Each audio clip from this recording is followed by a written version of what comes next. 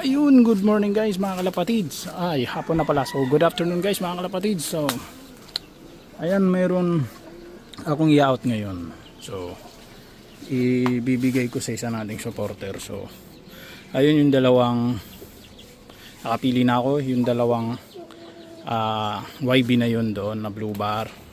At yung magulang nila, ibibigay ko na. So, yung magulang nila is saan ba yung magulang nun? Sana yung magulang nun? Oh, ito ata yung magulang nun, yung dalawang yun. Okay, so yeah, ito yung magulang. So bibigay ko ngayon, ilalagay natin sa kahon ha. So daming basura ngayon, dinis mamaya. Ito na yung kahon, ready na yung kahon. Ready na guys yung kahon na paglalagyan natin. So, let's go!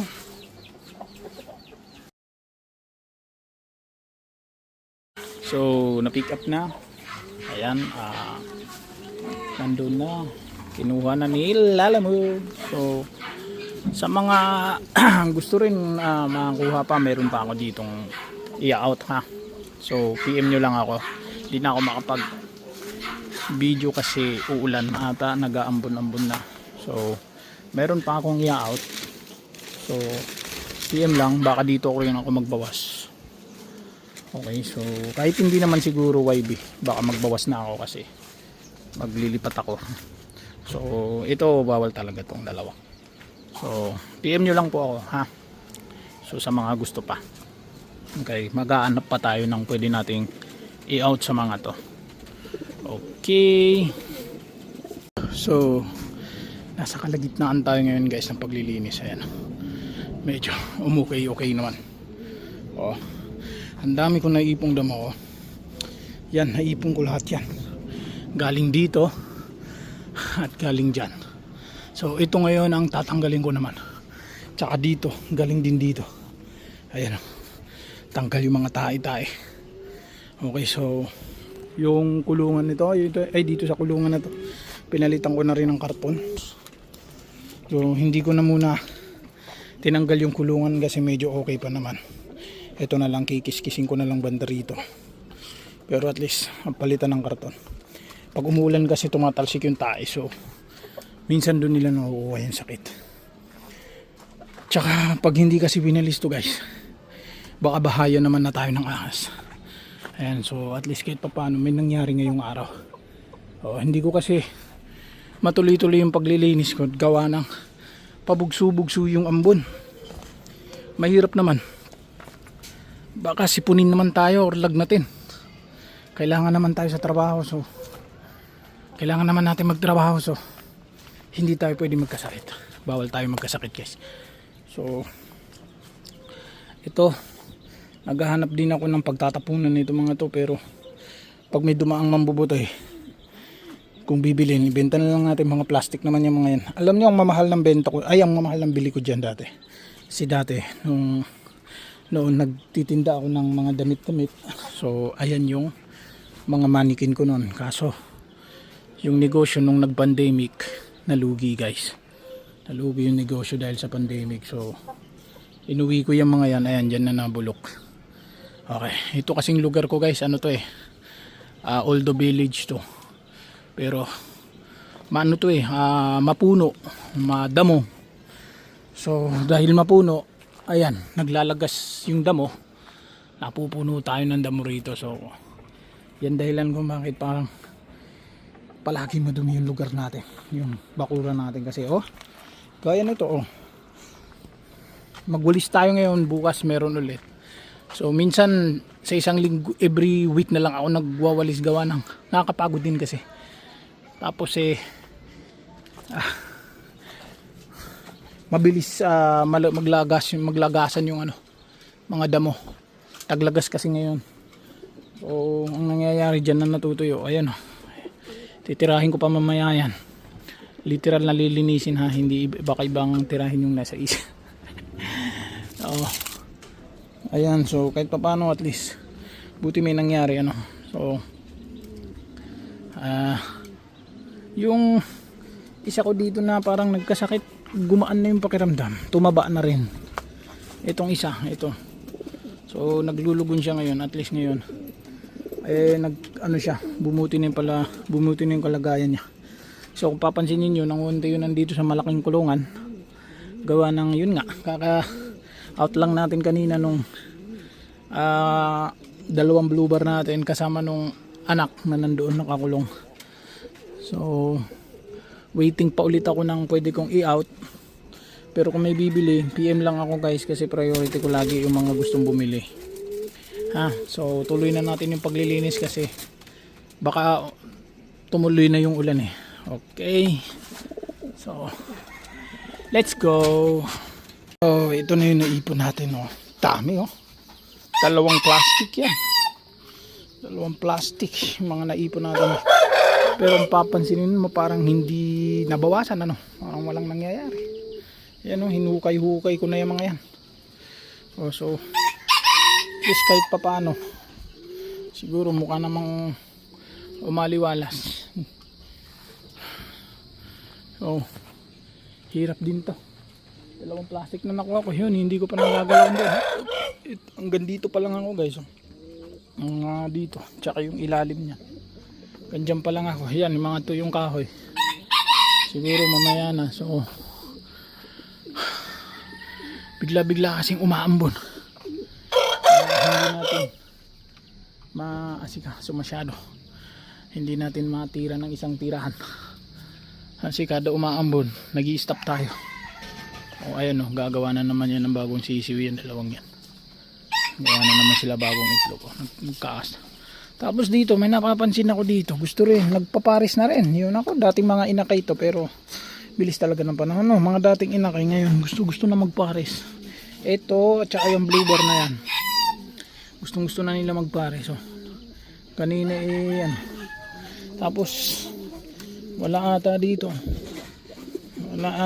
May nakita kasi akong itlog dito. Ayun, oh. Ayun guys, oh. Nakita ako dito kanina nung naglinis ako, nagtanggal ako ng mga tae. Natabunan na siya ng tae. So siguro sila ang may-ari niyan. Kasi yung gristle dito nilipat ko na, oh. Nilipat ko na kasi palagi na lang may itlog tong dalawa. So naawa na ako, baka gusto na talaga nilang mangitlog. Tapos galing naman yan sa akin mismo, yung blue bar, anak dati ng breeder ko na nabenta ko. Ay hindi, pinamigay ko pala, kasama pala dun sa pinamigay ko sa mga bata ata, kung di ako nagkakamali. Tapos yung gristle na yan yan yung galing sa Marikina. Ngayon na sila siguro, naka-6 na itlog na. 3 cycle na silang mangitlog, hindi nabubuhay, gawa nga na nandito sila sa kulungan na to. Hindi ko hinahayaang mangitlog sila nung time na yun kasi diba, kung napapanood yung mga dati kong video, sabi ko hindi muna ako magpapa-itlog. Ngayon naawa na ako sa kanila, so sige, bigyan natin ng chance yan, dalawang yan, kung gusto nila talagang maging magulang. Bigyan natin ng chance. Alam nyo, maganda yung gristle na yan kasi yung magulang yan, sabi nung tropa ko sa Marikina na napagbilyan ko, nailaban na daw yung magulang yan. Hindi, although hindi nag-champion, pero kumbaga sa nakauwi naman. So sa akin kasi hindi mahalaga kung mag-champion o hindi. Kung sakaling sasali ako sa karera guys, hindi sa akin mahalaga kung manalo ako hindi. Ang mahalaga sa akin, makauwi yung ibon ko. Yan. So ang ginagawa ko kasi kada ganitong off ako, nagbibitaw lang ako sa ibang lugar, halimbawa Makati, mga ganun. Montalban. Minsan trip ko, dadaling ko doon. Marikina, mga ganun. Bibitaw lang ako doon, mga 3 ibon. Yung unang sabak ko nga na binitiwan ko guys, mahigit 10 yun. Hindi nakauwi. Yun yung mga unang sabak ko. Papansinin nyo, di ba? Ang dami ko dating ibon na binibiwing. And then try kong bitawan sila sa Montalban. Hindi nakauwi, mga 3 lang siguro nakauwi sa kanila. So ang nakauwi lang sa kanila ito, papakita ko sa inyo. Kaya inalagaan ko talaga tong mga to. Ito lang ang nakauwi, ito, Tatlo sila eh. Yung grizzle white na yon, ayan, yung grizzle white na yan, at itong isa. Yan. Silang tatlo talaga ang sa akin eh talagang kumbaga sa ano eh pang street fight ko sila. Kasi umuwi ano talaga sila sa kanila. Umuwi sila. And by the way, yung sinasabi ko dati sa nakaraang kong video, ito yung mga YB na sabi ko, 'di ba? Kung malabo ata makauwi kasi nga unang labas nila. Oh, ayan nan silang tatlo. Di naman sila nawala, umuwi naman sila. So, may bago na naman tayong napabatcher. Okay, so meron pa akong isa pang ibabatcher, yung nakakulong dito. Wait lang. So, ito ibabatcher ko tong dalawang checkered na to. So, ito hindi ko pa alam kung anong plano ko dito sa puti at saka sa itim na to. Itong puti baka ibenta ko na lang, yung black hindi ko pa sure kasi parang walang singsing yan eh. Eh yung puti alam mo naman, binibili yan sa mga simbahan, sa mga nagkakasal. So yan pwede pa mabenta. Kaso itong itim, anak yan ng Homer eh, itong dalawa, yan puti at saka itim. So hindi ko pa alam anong plano ko dyan sa itim, kung pababatcherin ko ba kasi siyempre di ba nawala na yung Homer ko. So tingin ko magiging Homer din yan kasi yung nanay naman yan maganda rin ang ilong. So tingin ko mamamanan yan yung ilong sa tatay niya. Pati ang puti niya yan kung sa akin sila tatanda. Ito namang dalawang checkered na to. Eh anak yan nung anak nitong dalawa. Oo. So yan. Talaga hindi ko talaga yan may out. Yan. So okay. So ayan. Ito naman dalawa hindi na sila ng itlog. Mula nung huli nilang itlog eh huli nilang anak, ang alam ko yung blue na may sing-sing, yun ata yung anak nila, pero parang nabenta ko ata. May bumili kasi nun eh. So tuturo pa ko dito sa Makati. Ay, Makati tuloy, Kainta. Parang nabenta ko nga ata guys. Kasi yun ata yung yun ata yung binili nung tropa ko dito. Tama benta ko nga. So yung anak nila nabenta ko. So mula nun hindi na sila ng itlog ulit. Hindi ko alam anong problema ng dalawang yan, bakit hindi na sila ulit nagbigay ng lahi sa akin. So baka kailangan ko silang ipurga or baka kailangan ko ng palitan tong hen. Kasi kinamusta ko naman yung lalaki, okay naman siya, okay pa naman yung health niya. So baka yung babae na yung may problema kasi palaging tahimik eh.